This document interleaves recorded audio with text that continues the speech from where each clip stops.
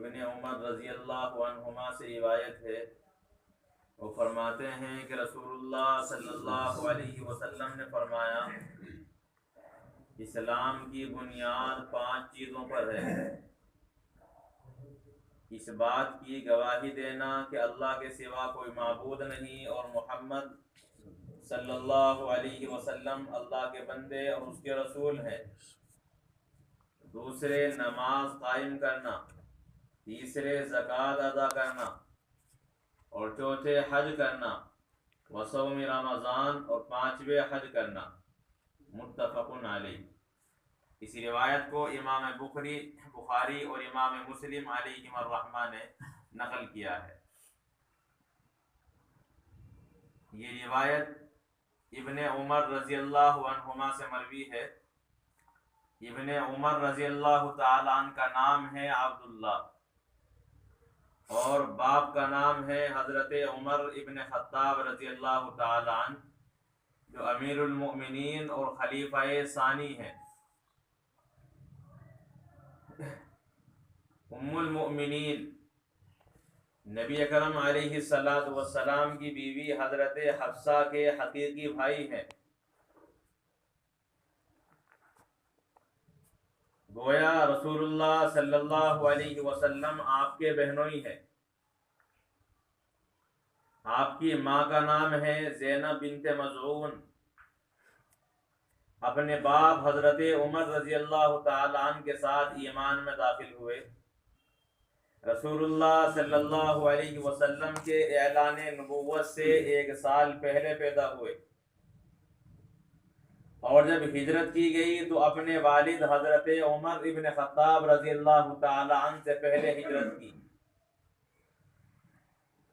بدر احد میں عمر کے کم ہونے کی وجہ سے شریک نہیں ہو سکے، البتہ بدر و احد کے بعد جب خندق کا واقعہ پیش آیا تو غزوہ خندق میں شریک ہوئے، اور اس کے بعد جتنے بھی غزوات ہوئے سب میں شرکت کی، اور ہر جگہ میدان میں اور جہاد کے لیے رسول اللہ صلی اللہ علیہ وسلم کے ساتھ تشریف لے گئے۔ آپ مکثرین روایات میں سے ہیں۔ اللہ کے رسول علیہ السلام کی حدیثوں کو آپ نے نقل فرمایا ہے، جن کی تعداد ہے 2630 روایتیں۔ تو یہ 2630 روایات حضرت عبداللہ ابن عمر رضی اللہ عنہما سے مروی ہے، اور آپ کو متبع سنت کہا جاتا ہے۔ سنت پر رسول اللہ صلی اللہ علیہ وسلم کے طریقے پر چلنے کا اہتمام آپ کے اندر حد سے زیادہ تھا۔ جب آپ سفر کرتے اور سفر کے دوران وہ مقامات آتے جہاں رسول اللہ نے آرام کیا ہے، جہاں آپ نے قیام کیا ہے، تو آپ بھی ان مقامات پر ٹھہر جاتے، اور جس جگہ رسول اللہ نے اپنی سواری کو باندھا ہوتا اس جگہ پر اپنی سواری کو باندھتے، چاہے ٹھہرنے کی ضرورت بھی نہ ہوتی، تھکان وغیرہ بھی نہ ہوتی، لیکن سنت پر چلنے کی وجہ سے آپ ان مقامات پر ضرور ٹھہر کر چلتے۔ ایک درخت جس کے نیچے رسول اللہ صلی اللہ علیہ وسلم نے آرام کیا، آپ اسے برابر پانی دیتے رہے کہ ایسا نہ ہو میرے ہوتے ہوئے یہ درخت سوکھ جائے جس کے سائے میں رسول اللہ صلی اللہ علیہ وسلم نے قیام فرمایا ہے۔ بہرحال 84 سال کی عمر میں جب حضرت عبداللہ ابن زبیر رضی اللہ تعالی عنہ کو شہید کر دیا گیا تو مکہ مکرمہ میں آپ کو بھی شہید کیا گیا، اور مکہ مکرمہ ہی کے اطراف میں آپ کا روضہ مبارک ہے، وہیں آپ کی قبر ہے۔ تو اتنے بڑے صحابی ہیں یہ حضرت عبداللہ ابن عمر، جو روایت کرتے ہیں کہ رسول اللہ صلی اللہ علیہ وسلم نے فرمایا، بنی الاسلام علی 5، اسلام کی بنیاد 5 چیزوں پر ہے، اور آپ سب جانتے ہوں گے کہ بغیر بنیاد کے کوئی عمارت قائم نہیں رہ سکتی۔ پہلے بنیاد ہوگی، اسی کے بعد عمارت ہوگی، اور بغیر بنیاد کے اگر کتنی ہی خوبصورت عالی شان اور مضبوط عمارت بنائی جائے مگر بغیر بنیاد کے وہ قائم نہیں رہ پائے گی۔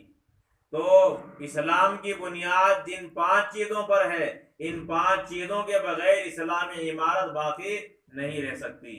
اسلام کی بقا اور اسلام کی عمارت باقی رہے گی تو 5 بنیادوں پر، جن میں سے سب سے پہلی بات یہ ہے کہ آدمی گواہی دے کہ اللہ کے سوا کوئی معبود نہیں اور محمد صلی اللہ علیہ وسلم اللہ کے بندے اور اس کے رسول ہیں۔ دوسرے نماز قائم کرے، تیسرے زکوٰۃ دے، چوتھے حج اور 5ویں رمضان کے روزے۔ ان 5 چیزوں پر اسلام کی بنیاد ہے۔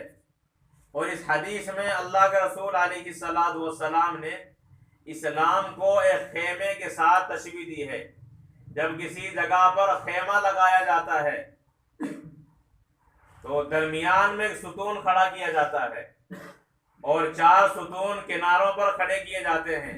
اگر یہ بیچ والا ستون ہٹا لیا جائے پھر خیمہ باقی نہیں رہتا، گر جاتا ہے، اس لیے اس کو عمود کہا جاتا ہے۔ اور جو 4 ستون ہوتے ہیں خیمے کے اندر انہیں اطناب کہا جاتا ہے، اوتاد کہا جاتا ہے۔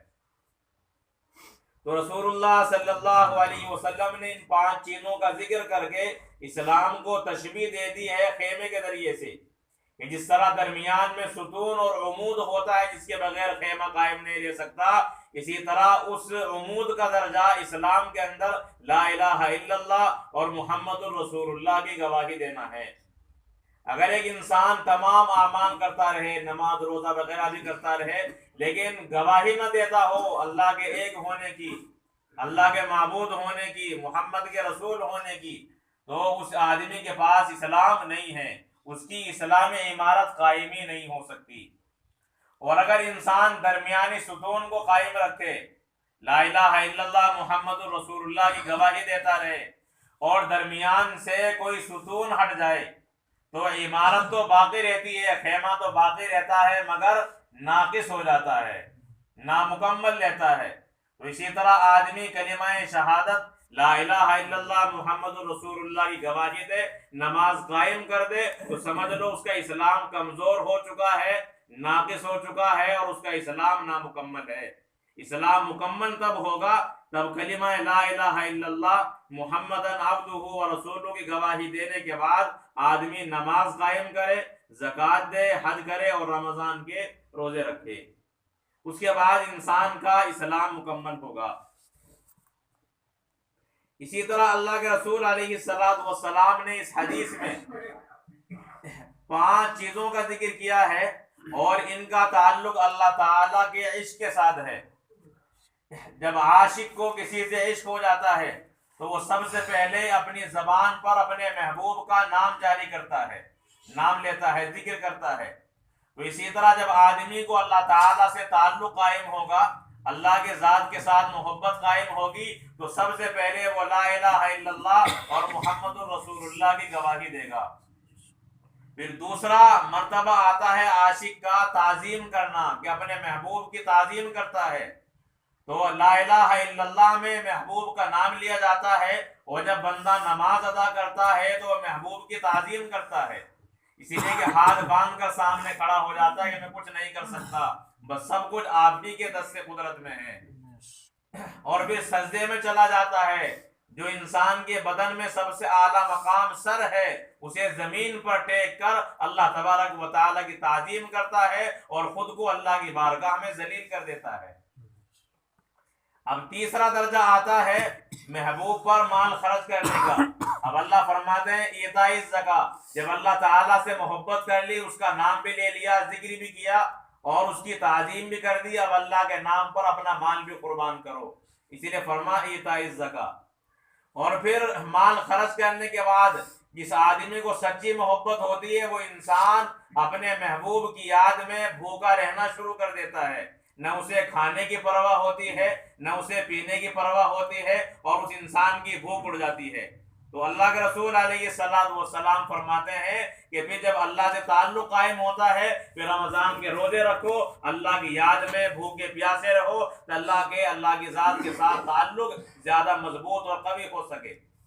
اور جب انسان بھوکا رہنا شروع کر دیتا ہے، اس کے بعد 5واں مرحلہ یہ آتا ہے کہ انسان اپنے محبوب کے در و دیوار کے چکر لگاتا ہے اور اس کی اطراف میں گھومتا رہتا ہے، تو اللہ تعالیٰ کے ذات کے ساتھ جب تعلق قائم ہو جاتا ہے تو انسان اللہ کے گھر کے چکر لگاتا ہے اور بیت اللہ کا طواف کرتا ہے۔ تو یہ 5 چیزیں ہیں جو اللہ تعالیٰ کے عشق کی بنیاد ہیں۔ اس انسان کو اللہ کے ذات کے ساتھ اتنی محبت ہوگی، اتنا عشق اور لگاؤ ہوگا، اتنا ہی ان اعمال کا وہ انسان پابند ہوتا چلا جائے گا۔ اسی لیے کہ ان کے اندر اللہ تعالیٰ نے اپنے رسول علیہ السلام کے ذہن میں جو مفہوم القاء کیا اور رسول اللہ نے اپنی زبان سے اسے بیان کیا، تو اس میں عشق کی ابتدا اور انتہا کو اور اس کے درمیانی مراحل کو بیان کیا گیا ہے۔ بہرحال متفقن علیہ یہ روایت ایسی ہے جسے امام بخاری اور امام مسلم علیہما الرحمہ نے نقل فرمایا ہے۔ وعن ابی ہریرہ رضی اللہ تعالی عنہ قال قال رسول اللہ صلی اللہ علیہ وسلم، حضرت ابو ہریرہ سے روایت ہے کہ آپ فرماتے ہیں کہ رسول اللہ نے فرمایا الایمان بضع و سبعون شعبہ، کہ ایمان کی 70 سے کچھ اوپر شاخیں ہیں، فافضلها قول لا الہ الا اللہ، بس ایمان کے شعبوں میں سے سب سے افضل شعبہ لا الہ الا اللہ کا کہنا ہے، وَأَدْنَاهَا إِمَاطَةُ الْأَذَى، اور ایمان کا ادنا شعبہ راستے سے تکلیف دینے والی چیزوں کا ہٹانا ہے، وَالْحَيَاءُ شُعْبَةٌ مِّنَ الْإِيمَانِ، اور حیا شرم یہ ایمان کا ایک شعبہ ہے۔ متفقن علیہ۔ اس روایت کو حضرت ابو ہریرہ نے نقل کیا۔ آپ سن 7 ہجری میں غزوہ خیبر کے موقع پر دائرہ اسلام میں داخل ہوئے اور پھر رسول اللہ صلی اللہ علیہ وسلم کی حد درجہ خدمت کی، آپ سے جدا نہیں ہوتے تھے، رسول اللہ کے ساتھ رہتے اور آپ کی خدمت پر مامور رہتے، اسی لیے آپ نے تمام صحابہ میں سب سے زیادہ روایتیں نقل کی ہیں۔ 5374 روایتیں حضرت ابو ہریرہ نے رسول اللہ کے بیان فرمائی ہیں۔ سب سے زیادہ نقل کرنے والے روایتوں کو آپ کی ہیں۔ نام ہے آپ کا عبد الرحمن بن صخر، اور بعض روایات میں آپ کا نام عبداللہ ابن عمرو بھی بیان کیا گیا ہے۔ جاہلیت میں آپ کا نام تھا عبد شمس، سورج کا بندہ۔ جب اسلام میں داخل ہوئے تو آپ کا نام عبد الرحمن رکھا گیا کہ آپ رحمان کے بندے ہیں، سورج کے نہیں۔ نام بہترین ہونا چاہیے جو اسلامی عقائد کے خلاف نہ ہو۔ اب ایسے نام رکھ لیے جاتے ہیں کسی لغت میں اگر انہیں تلاش کیا جائے تو لغت میں بھی نہیں ملتے، جب وہ نام ہے ہی نہیں ہے، اپنی جانب سے کسی بھی بات کو گھڑ لیا جاتا ہے اور گھڑ کر کے کسی کا نام رکھ دیا جاتا ہے، اس وجہ سے وہ کسی لغت میں بھی نہیں ملتے، نہ ان کے کوئی معنی ہوتے ہیں۔ بس نیا ہونا چاہیے جو پورے گاؤں میں، کہیں برادری میں اور کسی رشتہ داری میں نہ ہو، ایسا نام ہو۔ اب چاہے وہ کیسا ہی ہو، اس کے اندر کتنی خرافات اور خرابی ہو، بس ایسا ہونا چاہیے جو دوسرے کا نہ ہو۔ بہرحال آپ کا نام عبد الرحمن ہے اور آپ کی کنیت ہے ابو ہریرہ۔ ہریرہ یہ حرہ سے صغیر ہے، اس کے معنی آتے ہیں بلی کا بچہ۔ حضرت ابو ہریرہ رضی اللہ تعالی عنہ نے ایک بلی کا بچہ پالا ہوا تھا، اسی لیے آپ کو ابو ہریرہ کہا جاتا، بلی والے۔ رسول اللہ صلی اللہ علیہ وسلم نے بھی آپ کو اسی کنیت سے یاد کیا ہے اور اسی کنیت کو رسول اللہ نے بیان فرمایا ہے۔ تو آپ کا نام وہ دب کر رہ گیا اور یہ کنیت مشہور ہو گئی۔ اب جب بھی کتابوں میں نقل کیا جاتا ہے تو ابو ہریرہ بیان کیا جاتا ہے، نام بیان نہیں کیا جاتا، اسی لیے کہ ابو ہریرہ سے آدمی کی پہچان ہو جاتی ہے، اور اگر آپ کا نام عبد الرحمن بیان کر دیا جاتا تو معلوم نہ ہوتا کہ روایت کرنے والے کون ہیں۔ تو اسی نام سے چونکہ زیادہ مشہور ہیں، اسی لیے کتابوں میں، اور یہاں بھی صاحب مشکات علیہ الرحمہ نے اپنی اس کتاب کے اندر حضرت ابو ہریرہ کی اسی کنیت کو بیان کیا ہے، جو آپ کا اصل نام عبد الرحمن ہے اسے چھوڑ دیا، اسی لیے کہ اس سے عام مشہور نہیں ہے، مشہور اپنی کنیت ابو ہریرہ کے ساتھ ہیں۔ قبیلہ دوس سے آپ کا تعلق ہے، اسی لیے آپ کو دوسی کہا جاتا ہے، خاندان کی طرف نسبت کرتے ہوئے۔ اللہ کے رسول علیہ الصلوۃ والسلام کی روایتوں کو سب سے زیادہ نقل کیا ہے، اس کی 2 وجہ ہیں۔ ایک تو یہ کہ رسول اللہ صلی اللہ علیہ وسلم کی مکمل خدمت میں رہتے، اور جو آپ علیہ الصلوۃ والسلام کے ہر وقت ساتھ لگا رہتا ہو، آپ کا کھانا، آپ کا پینا، آپ کی نمازیں، آپ کی عبادات کو دیکھ رہا ہو، جو ہر وقت ساتھ رہے گا وہی حدیثیں زیادہ نقل کرے گا۔ اور پھر حضرت ابو ہریرہ رضی اللہ تعالیٰ عنہ کی روایتیں اس لیے بھی زیادہ مروی ہیں، اس لیے کہ جب آپ علیہ الصلوۃ والسلام کا وصال ہوا تو مسجد نبوی میں حدیث پڑھانے والے صحابی حضرت ابو ہریرہ رضی اللہ تعالیٰ عنہ تھے، اور آپ کے شاگردوں میں بڑے بڑے صحابہ بھی ہیں، اور بڑے بڑے تابعین کا بھی آپ کے صحابہ میں شمار ہوتا ہے، آپ کے شاگرد ہیں بڑے بڑے صحابہ۔ بہرحال آپ 59 ہجری میں اس دنیا سے رخصت ہوئے، مدینہ منورہ میں آپ کی وفات ہوئی، اور جنت البقیع میں آپ کو دفن کیا گیا۔ تو ایک وجہ تو یہ ہے زیادہ روایت نقل کرنے کی کہ رسول اللہ کی خدمت میں کثرت سے رہے ہیں، اور دوسرے رسول اللہ صلی اللہ علیہ وسلم کی دعا آپ کے ساتھ تھی، اسی لیے آپ جو بھی سنتے وہ آپ کو یاد رہتا۔ آپ نے اللہ کے رسول علیہ السلام سے شکایت کی کہ اللہ کے رسول میں جو سنتا ہوں بھول جاتا ہوں، یاد نہیں رہتا۔ آپ علیہ الصلوۃ والسلام نے فرمایا کہ چادر پھیلاؤ، جب چادر پھیلائی تو آپ علیہ السلام نے اس طرح لپے بھری اور چادر کے اندر ڈال دیا، یہ کہ نورانیت تھی جو ڈالی جا رہی تھی، اور پھر فرمایا کہ اسے اکٹھی کرو، اپنے سینے سے لگاؤ۔ جب سینے سے لگایا، حضرت ابو ہریرہ فرماتے ہیں میرا سینہ کھل گیا، اب جو بھی میں بات سنتا ہوں مجھے یاد رہتی ہے، میں اسے کبھی نہیں بھولتا۔ اس دعا کی وجہ سے آپ کے ہر وقت احادیث یاد بھی رہتی، اور آپ صحابہ کے سامنے اور تابعین کے سامنے انہیں بیان بھی فرماتے رہے۔ بہرحال فرماتے ہیں کہ رسول اللہ صلی اللہ علیہ وسلم نے فرمایا الایمان، یہ ایمان کی 70 سے زیادہ شعبے ہیں، فافضلها قول لا الہ الا اللہ، افضل شعبہ لا الہ الا اللہ کا کہنا، اور ادنا شعبہ راستے سے تکلیف دینے والی چیز کا ہٹانا، والحیاء شعبۃ من الایمان، اور حیا اور شرم بھی ایمان کا ایک شعبہ ہے۔ تو یہاں 3 چیزوں کا ذکر کیا گیا ہے، لیکن بتائی کتنی ہے؟ 70 سے زیادہ، جس میں نماز بھی داخل ہے، روزہ زکوٰۃ بھی داخل ہے، جہاد بھی داخل ہے، بندوں کے حقوق بھی ہیں، ماں باپ کے، اولاد کے حقوق بھی داخل ہے، اللہ کے حقوق بھی داخل ہے۔ تو اس طریقے 70 سے زیادہ شعبے ہیں اسلام کے، جتنے انسان کی زندگی میں وہ داخل ہوں گے اتنا ہی انسان کا ایمان اور اسلام مکمل ہوگا، اور جتنے وہ شعبے انسانی زندگی سے خارج اور باہر ہوں گے اتنا ہی انسان کا ایمان و اسلام کمزور ہوگا۔ بہرحال سب سے افضل شعبہ ایمان کا لا الہ الا اللہ ہے، اس لیے کہ لا الہ الا اللہ کے بغیر تو کوئی عمل ہی قابل قبول نہیں، تو بنیاد ہے۔ اور اللہ کے رسول علیہ الصلوۃ والسلام فرماتے ہیں افضل الذکر لا الہ الا اللہ، تمام ذکر میں سب سے زیادہ افضل ذکر لا الہ الا اللہ ہے، جس میں اللہ تعالیٰ کے معبود ہونے کی گواہی دی جاتی ہے۔ اسی لیے اللہ کے رسول علیہ الصلوۃ والسلام فرماتے ہیں کہ بچپن میں اپنے بچے کی زبان سے پہلا کلمہ جب نکلواؤ تو لا الہ الا اللہ ہونا چاہیے، اور جب کوئی مر رہا ہو اسے بھی لا الہ الا اللہ کی تلقین کرو، تاکہ اس جانے والے کا آخری کلمہ بھی لا الہ الا اللہ ہو۔ اسی طرح حضرت نوح علیہ السلام نے اپنے بیٹوں کو وصیت کی کہ لا الہ الا اللہ کو تھامے رکھنا، اسی لیے کہ ایسا کلمہ ہے کہ تمام آسمان و زمین اگر ایک پنڈے میں رکھ دیے جائیں تب بھی لا الہ الا اللہ والا پنڈا بھاری ہوگا، پوری دنیا مل کر بھی اس کے پلڑے کو جھکا نہیں سکتی۔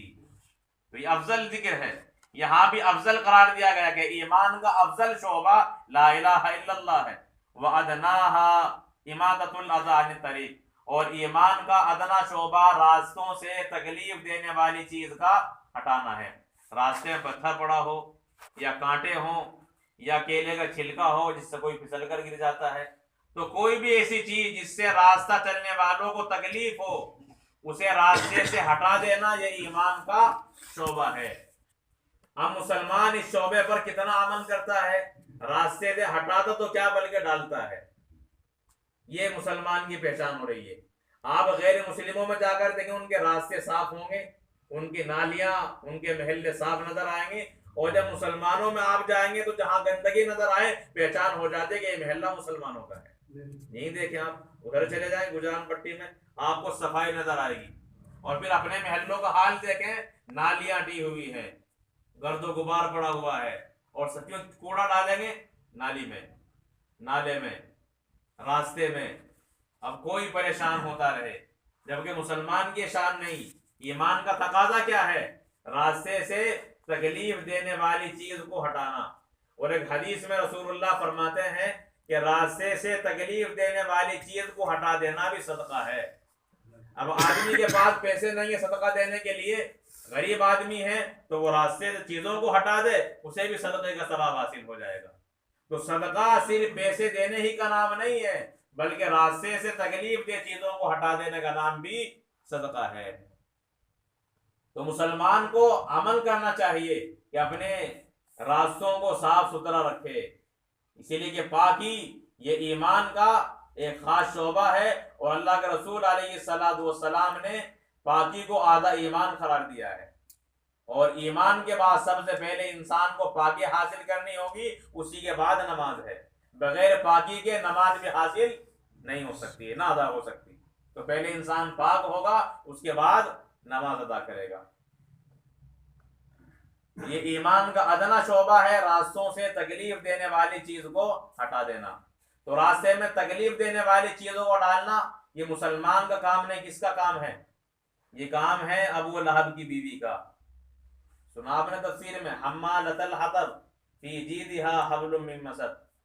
وہ رسول اللہ کے راستے میں کانٹے بچھاتی تھی, کوڑا ڈالتی تھی. تو اگر ابو لہب کی بیوی جس پر بد دعا کی گئی ہے قرآن میں, اس کے راستے پر چلنا ہو تو راستے میں خوب ڈالو. اور اگر مسلمان بننا ہے, ایمان کو اپنے کامل بنانا ہے, تو راستے سے تکلیف دینے والی چیزوں کو دور کرو. اب یہ سب کو اختیار ہے کون سا اپناتا ہے, وہ جو رسول اللہ نے بیان کیا ہے یا وہ جو ابو لہب کی بیوی کا کام تھا. بہرحال مسلمان وہ کام نہیں کر سکتا. دوسرے اول حیا شعبۃ من الایمان, کے حیا اور شرم ایمان کا ایک شعبہ ہے. جس آدمی کی شرم و حیا اتر جاتی ہے اس کا سب کچھ برباد ہو جاتا ہے, اس کے پاس کچھ نہیں رہتا. آدمی گناہوں سے حیا کی وجہ سے بچتا ہے. تو حیا اللہ کی بھی ہو کہ میں اللہ کو کیا منہ دکھاؤں گا, رسول اللہ کی بھی حیا ہو, اور پھر اپنے گھر والوں کی اور معاشرے کے عام لوگوں کی بھی شرم و حیا ہو.